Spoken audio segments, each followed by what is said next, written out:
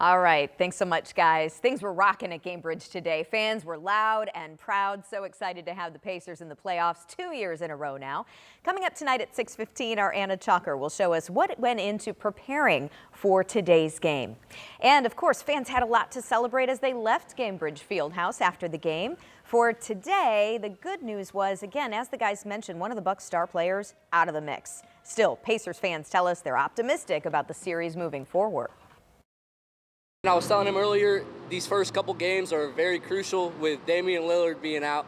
As soon as they get Dame back, it's going to be a tougher team to play, but I'm saying Pacers in 5.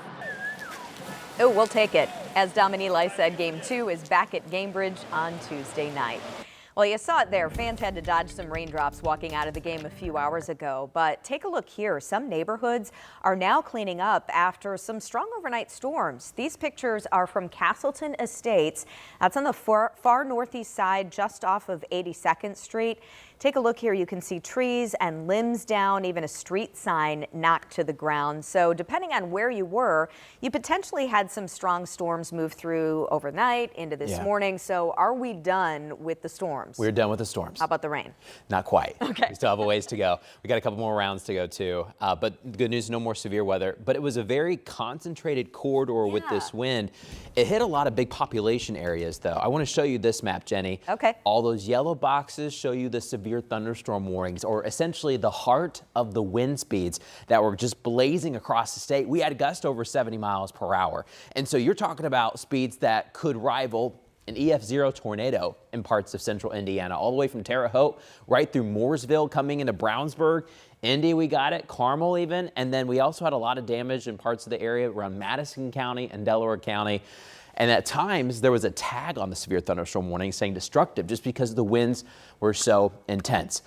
Things are a lot quieter out there right now. You can also see the corridor of some of those winds reports that we got and the heavy rain that we picked up too if you were in that corridor. Some of us still haven't picked up a lot of rain. And then some of us have picked up, an inch and a half. We've already picked up over an inch in Indy. We got a couple sprinkles out there right now, but coming up, we're going to be timing out when more rounds of rain are likely headed through the rest of your Easter weekend. I think this is going to be with us as we're waking up tomorrow morning. We'll have the full timeline, Jenny, for you coming up.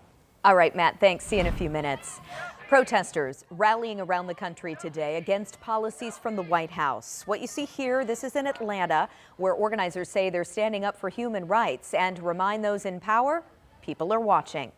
Here in Indianapolis, today's rain didn't stop protesters from rallying outside the State House. It's the third rally for the nationwide 50-51 movement. Our Ashton Hackman shares why this one was a bit different. Enough is enough.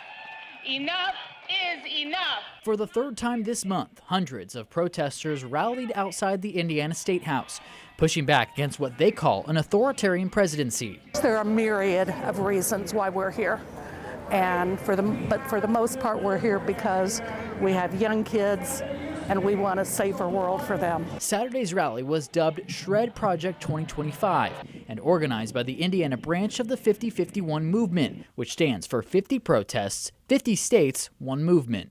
This isn't the first 50-51 rally to take place here in Indianapolis outside of the State House, and event organizers tell me it won't be the last. But at Saturday's rally, a different kind of action. This is a really great way to take the demonstration that we're doing and be able to make a difference in the community with it. Several local nonprofits and kitchens were out collecting food and donations, which one organizer said helps amid cuts to some federal programs. Although those cuts aren't directly going to our bottom line, they are raising the need in the community and raising what we have to take on in order to do that. Among the issues driving protesters, more deportations from the Trump administration, which one protester argued has gone against the orders from the courts, including the removal of Kilmar Obrego Garcia, who remains in El Salvador despite the Supreme Court ordering he be returned. I don't like the way they're taking people and just deporting them. And if they do start deporting American citizens, I don't know how we can say that it's still the United States. Another national day of action with hundreds of protests stretching from Alaska to the East Coast. In Indianapolis, Ashton Hackman, Enough is enough. 13 News. And we did reach out today to Indiana Republicans for comments on the rally. We have yet to hear back. Another 50-51 rally is scheduled for Tuesday. Still to come here tonight at 6, lots of families excited for Easter Sunday. We'll show you how IMPD is using the holiday to bring the community together. Matt? So Jenny, then the question is for the big day tomorrow, what about rain? When is it going to rain? When is it going to be dry? We're going to break down the timeline for you here in a bit.